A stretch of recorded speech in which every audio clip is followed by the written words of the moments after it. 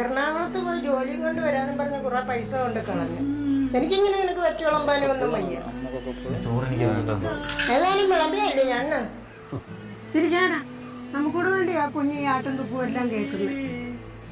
കണ്ടോ കഴിക്കുന്നുണ്ടോ കരഞ്ഞുകൊണ്ട്. അയ്യേ, ഈ വീട്ടിൽ ഉണക്കമീനും ഓമയ്ക്കേ ഉള്ളൂ. വലിയ വീട്ടിലെ കൊക്കാപ്പൊടി തുള്ളുന്ന പോലെ തുള്ളല്ലേ. വീട്ടിൽ ഭയങ്കര പ്രശ്നമാണോ? ആകെ നീ അടി സ്റ്റെപ്പടി അങ്ങോട്ട് പോയി. കരിയോയില്ല ടച്ചിങ്സ് വേണ്ടേ? ഓ എന്തോ തരാം.